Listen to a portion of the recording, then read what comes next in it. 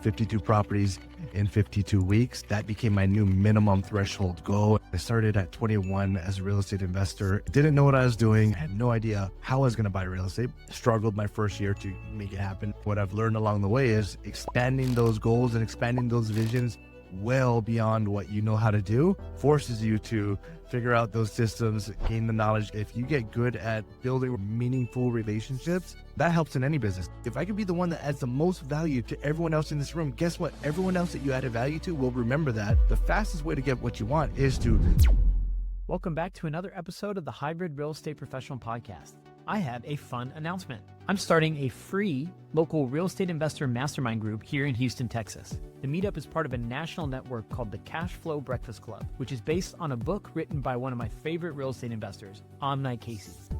Omni, who is more commonly known as Omni the Investor Guy, has acquired hundreds of properties all across the country and amassed 2 decades worth of real estate investing experience. In addition to his success as an investor, he spent a large chunk of his energy finding ways to give back to the investor community and inspired the next generation. I'm grateful to have Omni on the show today, where we dig into his story as well as unpack the philosophy behind Cash Flow Breakfast Club. Let's get into it.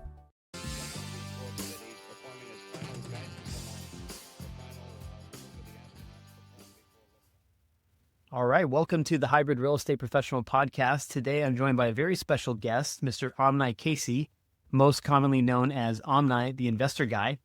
I've been following you, Omni, for a few years, but I just recently gotten the pleasure of getting to know you as I'm looking to boot up and start my own Cash Flow Breakfast Club meetup here in Houston, Texas.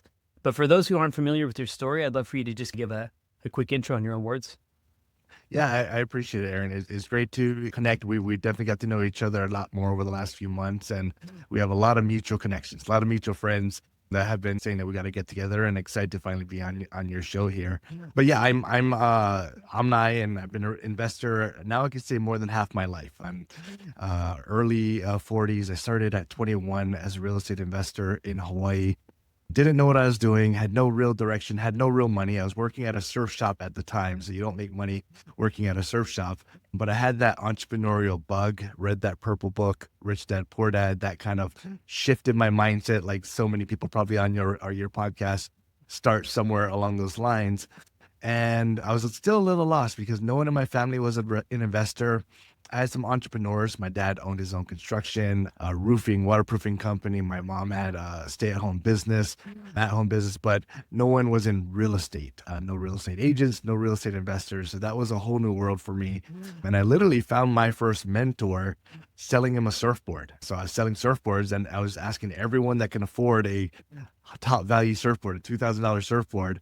I remember what it was, as a Takayama longboard that I sold him. But anyways, turns out he says, I'm a real estate investor. I'm like, you're the first real estate investor I've ever met. And I've been wanting to chat with somebody about this. And I was lucky enough that he indulged me and was able to get into his life a little bit, help him out with a few small projects in exchange for talking about real estate and learning. To be honest, learning everything. I didn't even know what I didn't know at that point. I didn't know anything about mortgages. I didn't know anything about finding properties. I didn't know anything, but I knew what I read in Rich Dad, Poor Dad and a few other books at that point, and just said, teach me what I need to do. I want to get into deals. Teach me what I need to do. And it started from there. I made a commitment to buy one property per year, every year of my life. I thought I'd be buying one property per year, and 10 years later, I'd have 10 properties. And then that was before I even bought my own home to live in. I had no idea how I was going to buy real estate, but I made that commitment. Struggled my first year to make it happen, and I did. And after that, it wasn't one per year, it was 2 per year, and then 3 per year, then 5, and then 10, and then 20. And at some point I shifted to saying, hey, can I take it to a whole nother level, and can I do one property per week? And that's where I shifted to the mantra of 52 properties in 52 weeks. And that became my new minimum threshold goal. And a couple of years ago, I started shooting for trying to close on 100 properties per year. We didn't quite get there last year. We got to 92, still our best year ever. And so I think what I've learned along the way is expanding those goals and expanding those visions well beyond what you know how to do forces you to figure out those systems, gain the knowledge, gain the comfort, and probably put the team around making that happen. Because if I was still with the goal of one per year, I'd probably be hitting that, but that's just wasn't a big enough goal for me. So that's my origin story, and so much has shifted since then. I love it. Yeah, there's a lot to unpack there, but I would say that's the definition of a growth mindset, right? It's continuing to push your comfort zone and set goals that feel impossible and find ways to grow into them versus setting the stuff that's easy to clear the bar, but may or may not really challenge you and push you towards your goals. Now, I have to ask a couple like circumstantial questions, right? So as you continue to double down and increase the volume of deals you were doing, were you working full time? Were you, I think at one point you were an active agent. I'm not sure if you still are, but what was the circumstances as you kept evolving your goals? Yeah, so I fell in love with passive income. And then, so my active income was selling surfboards, which is nothing at all, right? That you don't make money selling surfboards. I actually fix and flip surfboards for a little bit as well to make a little bit more money, but we're not talking anything at all. And to get passive income, you need active income to start, right? Everyone needs active income. Everyone talks about passive income, but the reality is you need active income. And so that active income for me was, okay, can I get into fix and flipping? Can I get into, it wasn't called wholesaling back then, but finding my mentor deals and making money off of that was a way that I made active income as well. And then I eventually got my license, maybe about a year after my first investment property, got my real estate license as well.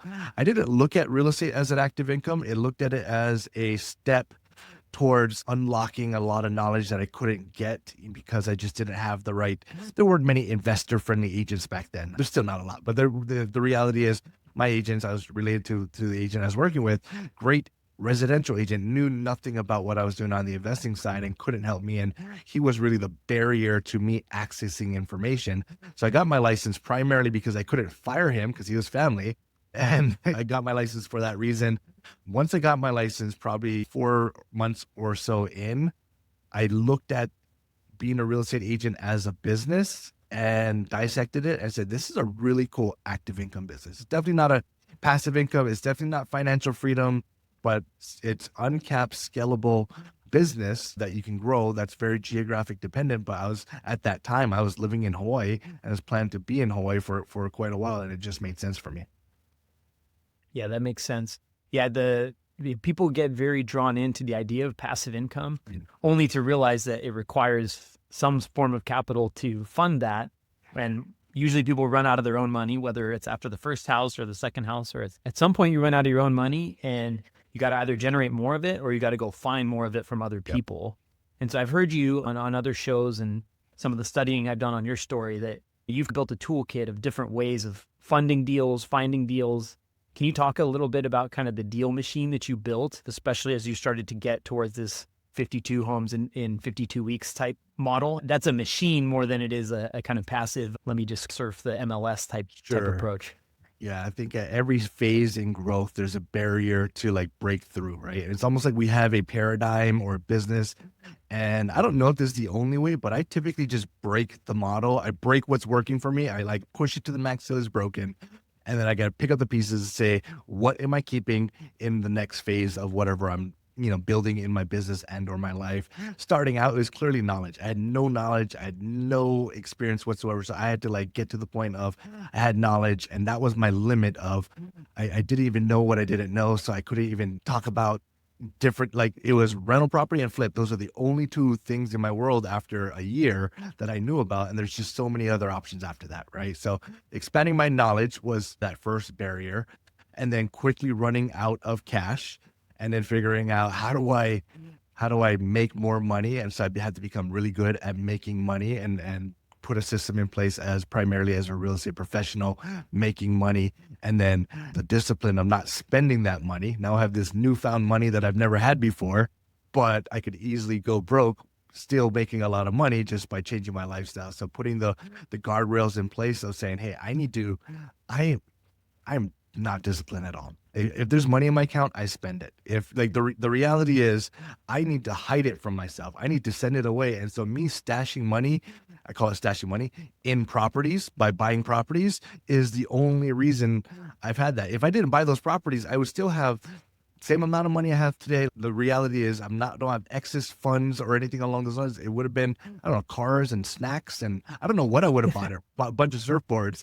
But the reality is I tricked myself into always thinking I needed more money by just every time I earned money, put that into real estate. And once I got that income equation figured out, then I got to a point where I was a pretty good agent, then became a really good agent and team leader, and I started making a lot of money.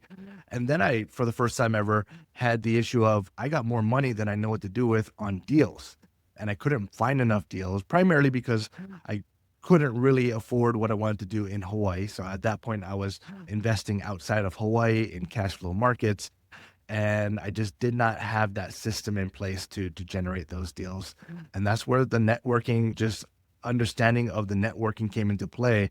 Me having to have these virtual meetings over the phone, and eventually technology caught up with us, and there's video calls at some point, and there's social media that we connected with. But in the beginning, it was calls. Broker outreach was by far my biggest connection, calling property managers in areas and figuring out a way to become important in their life, figuring out a way to have them take me seriously as a brand new investor in their market, and basically just saying, I want to make money with you. I want to grow with you. I want to be in your market, or I want to go from one property to 10 or 20 or 30 in your market.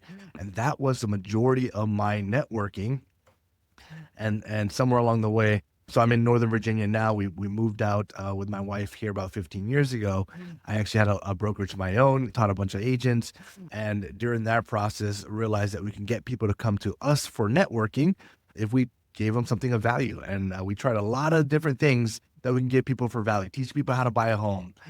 5 people show up. Teach people how to sell a home. 10 people show up. Let's talk about the market. Let's talk about the economy. A handful of people show up. And it wasn't until I shifted and said, well, I wonder if other people care about real estate investing. That was my niche. And we went from 5 to 10 people showing up to over 100 people showing up every single time. And that was the start of the Cash Flow Breakfast Club. We didn't call it that at that moment, but we realized we add value to the community, give to the community, and we attract the people that we want to network with. And if I could teach enough people how to go find deals, everyone's looking for something else, something different. The reality is, out of 100 people in the room, there's probably 100 different types of buy boxes there. And so I just said, how do I create a unique buy box, teach everyone how to find deals, add enough value, and then say, by the way, if you bring me this deal, I'm going to make sure you get paid really well. And so I've increased my ability to buy based on my ability to influence and grow a network. And influence and grow a network by giving value first is also the theme that I've heard come up so many times in my conversations with you. And the more I study about the philosophy of Cash Flow Breakfast Club, the meetup network that you're building across the country, is that it's a value first, right? I think most people, if you're listening to this and you've ever been to, if you rolled the dice and just picked whichever real estate investor meetup came across first on your feed, a lot of them are veiled sales pitches, right? Sure. You get a couple key concepts and then it's rushed to the back of the room for the fast action discount. And somewhere in the middle of that meeting, it turns to not be so fun if you're there to learn and if you're there to have authentic connections and make lasting relationships that you plan to carry into the future. So I think some people get really turned off by the idea of those in-person events because they're afraid that that's what's going to happen to them. And I think what drew me to want to work with you under the brand you've built is that it is value first and it's focused on how can I teach. And we'll get into a little bit of this, but like the guided curriculum, and you have the education path and opportunities for people to really dig in and grow, not only as investors, but as individuals too. And so I think the educational component combined with the culture that you then curate from all these local meetups, like you said, that becomes the supercharge where everyone hits a ceiling at some point, whether it's time, money, or skills. Everyone hits a floor when they're working on their own. But once you expand that network out and start giving value and then in turn ultimately receiving it, that's when you can expand your ceiling and get that growth like what you've been able to see. And so you mentioned out-of-state investing, which is actually the niche that I'm most aligned with these days. And I think if I'm not mistaken, you've done several markets. Like it wasn't that you picked one or two and you went in and you built networks there. You were pretty fearlessly going into new markets and doing this across the country. Can you explain, so having done that several times, is there like a sequence or a first couple steps that you would take if you were to do it all over again or advise somebody else to do it all over again? I think you're kind to call it fearlessly. I think it's probably more cluelessly. When you grow up in Hawaii, it's different there. It's like another country. So it's Hawaii. Like here, you learn geography pretty well.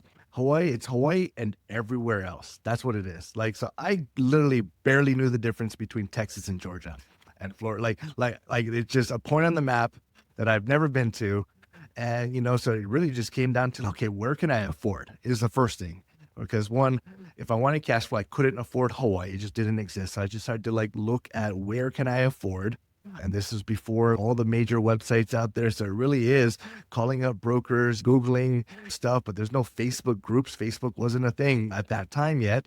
And so starting out with, okay, here's how much I have. Here's a down payment. That means I could buy this. All right. For it to cash flow, I learned the 1% rule from my mentor. If it to cash flow, here's what I'm looking for. So I need a place that's under this price point that could rent for this. And I just started pulling cities. Augusta, Georgia. Know nothing about Augusta, Georgia. My grandparents were in Lubbock, Texas. Let me look up Lubbock, Texas. Oh, okay. Well, what about neighboring areas? So literally, I just started. There's no rhyme or reason. I just started pulling up cities and researching them. And eventually, I found a few. I'm like, okay, that makes sense. How do I find deals? How do I connect with people? And that's where it started. And it was scary because I had enough for a small down payment on a property. I didn't have enough to fly there to go check on the property. I didn't have to, I couldn't go to a home inspection. I live in Hawaii. It's just way too expensive to go to a property before I make an offer or go to a property before I close on on it. So I had to, through pain, through trial and error, figure out how to find the right professionals. Although I was a licensed agent, I had to hire licensed agents. I'm licensed in 5 states now. I still hire a good investor-friendly broker everywhere I go, making sure I understand that I have a property manager there because I clearly can't manage it myself.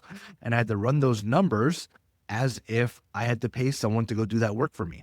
It's funny. Every time I do a deal that's near me, it's the worst deal ever because I'm like, maybe I don't need a team. Maybe I can handle this myself. It turns out I am terrible at being a property manager. It turns out I'm terrible at the guy. I need to go hire somebody else to do that. So the farther it is from me, the typically better deals. And I just learned how to set up those teams, put systems through trial and error of, all right, well, that didn't work. What about once a week check-in? Okay, what about a walkthrough here? What about bringing in a contractor to check on a contractor's work? So it really is checks and balances of systems that I had to build over time through a lot of error that eventually got me to a point of now I'm comfortable doing that in any market. Yeah, it's interesting because I always think back on my journey and it's very similar. I after we couldn't afford to invest in our own home market, we turned to the question, where can we afford to invest?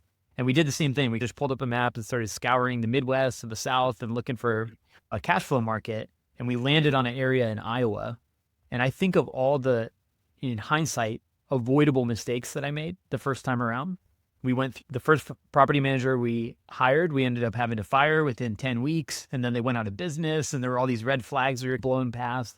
And we landed on stable footing, but I actually think some of those what I now think are avoidable mistakes and the scarring that we got from them made us stronger ultimately. And the fact that we had to self-manage from afar for a period of time and we had to rebuild a team quickly in order to stabilize. And some of those, that adversity actually shaped the systems that we now have so that when I go and work with people that are trying to start their own systems, I can at least provide a little perspective that can hopefully keep them from feeling some of that pain. But Absolutely. It's interesting, that you described that it was, I don't know if I would call it careless. It wasn't as process driven at first, and then it became a process that you could then repeat and fall back on. I think that's a great way to learn, right? So the book, I want to touch on that, right? So if you're listening to this and not seeing it, Omni's got the Cash Flow Breakfast Club book in giant size right behind him, but this is a really interesting book, and I admit that I've only read it recently, but it's a fiction-based book, right? There's characters in there, and there's a plot line that evolves throughout the book. But correct me if I'm wrong, right? This is loosely based on your experience and how you came into the idea of pursuing financial freedom. Can you talk about the inspiration for writing it, and especially writing it in the style that you did? Yeah, I didn't originally write it in this style. I wrote it in a manual. I'm very direct. I'm like, here is bullet points. Like, here are the 10 things you need to know. I did this. These are the mistakes. Avoid these. And these are and so I appreciate the directness. And I wrote it like that, like a manual, because I used to do a lot of one-on-one coaching. I was shifting away from one-on-one coaching and said, let me just put my coaching manual. Someone starting from zero, how do I get their first property? What are the principles that I want them to know? And what is the path for someone to hit financial freedom in 3, 5, 7, 10 years, whatever their motivation is? You could probably get there based on your motivation and willing to sacrifice. But it was a very terrible book, very boring book. And I was like, I would be embarrassed to publish this because when it makes sense for me, but who the heck would read this? And then, thinking through, sat on it for a few years. I'm like, maybe I'm never going to publish this. And then, was influenced through Bigger Pockets and through Brandon Turner and saw how they were doing a few things and got the motivation to rewrite the book, put the principles, but in a more interesting story format. And I started out as an autobiography. I'm like, let me just take these principles that I learned and put it in my story. I had another block with that because I was a very private person. I still am a very private person, but like we had nothing social media at that time. No public announcements of real estate investing whatsoever. And to be honest, had no intention of that as well. And so it was difficult for me to publish something that was 100% my story because there's people in my life that are still around that I learned lessons from, or they learned lessons through failure. And it just felt weird having those conversations. So the happy medium, really, my wife said, let's turn it into a parable format. Let's take the story. It's probably 95% my story, combine some characters, combine some people. So it's all fictional. So now we can allude to people that are in our life, but we're not calling anyone out specifically. And I think it came out well. So it's probably the third rewrite of the book before we actually published it. But yeah, about someone that grew up in Hawaii that got really good at making money, thought he knew a lot of things, made a lot of money, lost a lot of money, and some stories along the way in real estate investing. So it really is hopefully a paradigm shifting book for someone getting into it for the first time, realizing that it's not just a spreadsheet, it's not just the math. It really is a mindset shift that most people need to get to if they want to hopefully achieve financial freedom at an earlier age than what society thinks that we should achieve it at. Yeah, no, and I actually really appreciate this style. And that's so interesting. I had never heard you say that you wrote it one way and then you changed it into that kind of fictional storytelling style. Because if you can see behind me on my bookshelf, I've got like a collection of Bigger Pockets books and real estate books, but they're all written as that manual style. They have case studies. So Sure. there's a little bit of storytelling weaved in. But the way that you wrote this book, and when I listened to it, and I've listened to it as an audiobook and I've read it, and it flows in such a way that you feel like you're along for the ride as the discovery is occurring throughout the main character or throughout his life, right? This mindset that he starts with versus the mindset that he ends the book with. It's a discovery process that's really cool to you feel like you're experiencing it versus trying to frame it through a nonfiction. So Yeah. what's interesting though too is that the way you've woven that storyline into how you deliver the meetups, right? So the meetups have it's meant to be a monthly meetup. You help hosts start these all across the country. And then you have this kind of guided curriculum that teaches different concepts. So there's tactical concepts and education, like skills, but then there's also that mindset and mastermind component. And so I wonder if you could maybe talk to like, how did the book and the concept behind that evolve into what is now the network of meetups? Yeah. So I was doing this coaching. My meetup here, or my mastermind here, was a really, really small mastermind. Started with my agents' private group, and then it opened up to their friends and family. Then eventually we opened up to the public events that I alluded to earlier. And that was a process. At no point did I ever have a desire to run a nationwide meetup. Like that's a lot. It seemed like a lot of work. Seemed like, man, I just want to be in my lane here. And so when I wrote the book, it was almost like, here's a way to do it a little bit different. Here's a way to do it a little bit better because, as you mentioned before, like I networked a lot, but I was frustrated at the quality or maybe the lack of quality of the actual meetups out there and how one-sided it was of everything was a sales pitch and everything. I get it. People need to sell, but there's a better way to do it. And I was teaching my agents and my investors, there's a better way to do it. And so it's almost like here's a free template. Go apply something like this to your events and meetups. And then nothing happened, right? Like people read the book, that's cool. But then it turns out there's just a lot more involved over trial and error that we've come up with that kind of created what we think is the most unique experience in real estate in a monthly real estate mastermind session. And then people started to reach out and say, I read your book. I want to do this. I was like, go for it. Can you coach me? I'm like, no, my wife is trying to get me to retire from coaching. I'm not looking for more coaching clients. And it really said, read the book again. If you have questions, let me know. So a couple locations actually started out that way and they just struggled because they didn't have everything. I clearly didn't put everything in the book of what we were doing. I wanted to just give a picture of what could be different. And then eventually I said, all right, at that point, I was shifting away from, I was getting ready to retire. I was a broker, had about 100 agents under me. That's a full-time gig. And I was getting ready to retire from that. And I exited that business and I had the time. And I just realized the one thing that I enjoyed doing the most was running my one meetup, even though I wasn't the broker there anymore. And I kept running that. And then I just turned out that I had a bunch of time. I'm like, now I have the time to put the systems in place, to start coaching people to do this and hopefully put systems in place. So it's not me every single time someone's running a location that's used to take 50 hours of time to help someone like experience, what it is. But now it still takes some time, but we have team members, I have employees that work for me that systematize it. So I just come in at key moments to make sure that there's quality and assurance as we're launching these new locations. So it's been a labor of love for a few years, but I think we're at a point where it's a fairly well-oiled machine that we're trying to improve upon, but we're happy with where we are. Yeah, I think it's really cool. As I mentioned at the top of the show, I'm starting one here in Houston and have gone through all the onboarding and the training that you put together. It's very thoughtful, very thorough, and it's meant to teach everything from the logistics to the securing a venue and then the actual concepts behind what you're teaching in each of the events. And it's really, really thorough and comprehensive. And I'm sure that didn't happen by accident, right? It's all the trial and error that you went through when you were building your own group. And then if you're good at documenting and learning from whatever mistakes you've made and whatever has worked well, then everyone else can benefit from that.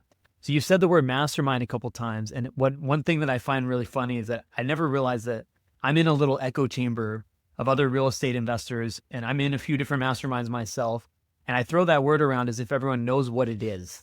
And I find often that especially people who are newer to real estate investing and newer to the personal development world don't always understand the differentiation between that and just a normal kind of social meetup. Can you explain like what role masterminds have played in your real estate and personal development journey and why you felt like Cash Flow Breakfast Club should emulate that experience as part of a free meetup? Yeah, mastermind, you're exactly right. I say it all the time and I forget that most people have no idea what that means. I have no idea if my wife even knows what a mastermind is. She knows as I go on them like every week, but what does it actually mean, right? So yeah, I think at the essence, you're trying to be around like-minded people and we're trying to, I don't want to get too woo-woo, but I'm all about vibrations and energy and wavelengths and all these other things. And the reality is, if you're in a scattered group of scattered people, of scattered thoughts, it's just hard to connect with anyone. The reality is, if we pull everyone to the exact same wavelength, and there's a way to do that, like talking about the same thing, asking the same questions. So like when you show up to our mastermind, we give you a script of questions to think about and talk about. And it turns out everyone in the room at that very moment is thinking about those questions. What's my next property? What was my last property? Like little things like that to prep them for intentional networking. But now everyone gets to the same wavelength. no one's thinking about, man, am I going to pick up a client here? Am I going to find a deal here? Am I going to be able to sell my whatever here? They're all on the same wavelength, and the connection actually happens much more. And so mastermind is a group of trusted people that there's usually a facilitator that's getting everyone to that same wavelength to solve a problem, go through some sort of experience and some sort of mutual learning together. And the end result is it's way more than a meetup. It becomes an actual community fairly quickly because of that intentional guiding that happens there. So that's what it is. Most masterminds out there are 2 days, 3 days, a weekend, a week long, all day. I go to Brandon Turner's masterminds for a week. Bigger Pockets has some conference/mastermind type settings. I was blessed to go to Ed Milet at his house. He had a mastermind just a couple weeks ago, and got to spend a day there. So they could be different focuses and different lengths at all of them, that with no matter what, there's some education there, so there's some thought, and there's the group work that happens, and that just doesn't exist at a meetup until we've put this. So I'm always hesitant. I was really even hesitant putting these on Meetup. So initially we weren't advertising these on Meetup, and we're still migrating them over to the Meetup platform, because I just didn't want to be known as a Meetup, because I just said we're completely different than a Meetup. We're advertising Meetup, but we are doing a mini mastermind in 2.5 hours. We're trying to distill down what you might get over a weekend at one of these, I don't know, $5, $10, $20,000 masterminds that are out there, just to build that community. There's a level of vulnerability that needs to happen, but once that happens, that's where the true connection happens. And if I'm looking for a partner, if I'm looking to buy a deal or sell a deal or partner with somebody or fund a deal or borrow money, whatever it is, we can't do real estate by ourselves. We all need something or someone but it's so much easier if you have a genuine connection, and that just happens much, much faster at a mastermind. Yeah, no, I love that. And I think you alluded to it, but these are usually pretty expensive experiences. And there's a reason for that, right? Because typically the type of people that participate in them, they buy in so that they have some skin in the game, and they're committed, and they are willing to be vulnerable. They are willing to go away for a couple of days and strip down to the core and rebuild and set their visions and work on goals and work on their bottlenecks in their business. I've been part of a few of those, and they really are, it's not an exaggeration to say, life-changing, because that's one of the objectives, right? Is to take what you're doing and install all this new perspective and break the patterns of your day-to-day life, so that you can reconstruct it stronger and better. And so the idea of making that a more accessible experience, completely free, and in a room where the whole culture is that you're not just going to get hard sold the whole time, you're going to get education, and you're going to get the chance to interact with other people in the room and give that experience. I think some people feel like, especially when they're newer, that they might not have valuable perspective to offer. But I always challenge that. Like, I think anybody who's even interested and has taken the time to show up to an event like that has some perspective to offer, because just by the virtue of being inclined to do that, they are bringing a work ethic and a desire to grow to the table.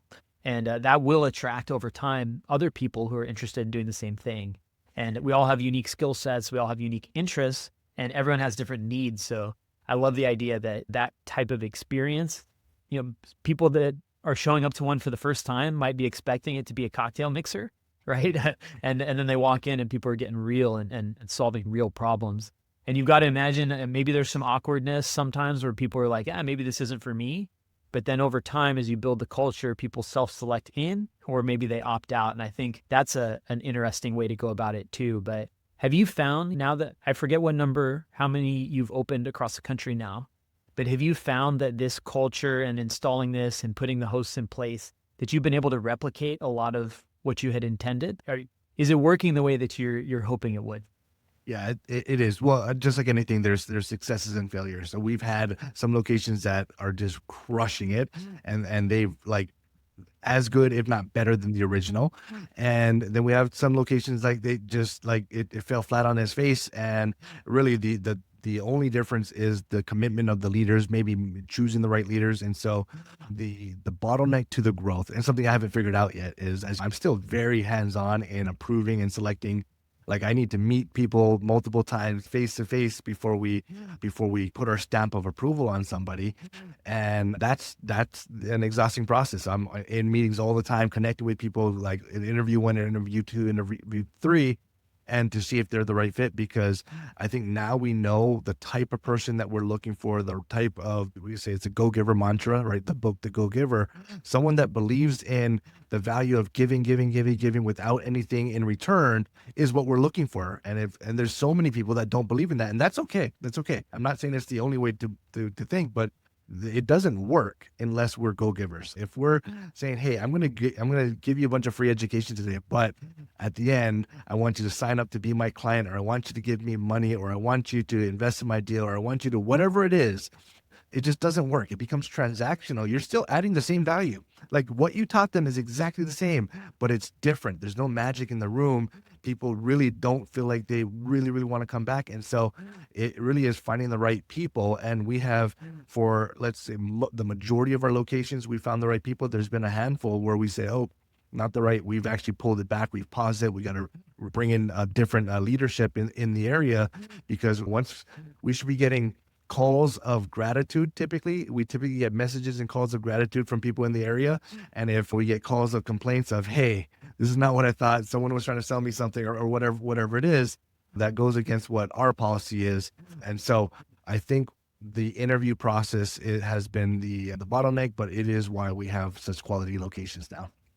Yeah, no, that's great. And I think the fact that you hold the brand and the hosts and everyone to such a high standard is what will ultimately make the collective group successful, in addition to all the individual hosts. And hopefully as the brand becomes more and more known across the real estate circles, and I know you already are present at a lot of the big conventions, and you yourself have a lot of visibility, but I think as the brand becomes more powerful, and if it maintains that go-giver attitude and it never turns into something that is a sales pitch, right?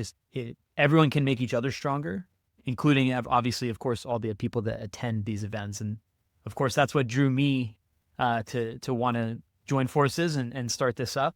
Admittedly, I've been in largely a remote work environment and at home. I have 3 young kids. And this year, one of the pledges I made to myself was getting out more in person and meeting more people in my local network here. I'm largely an out-of-state investor, but I recognize the power of building relationships locally. And even just in the time that I've made that mindset switch in my own head, I've already met tons of amazing people here in Houston.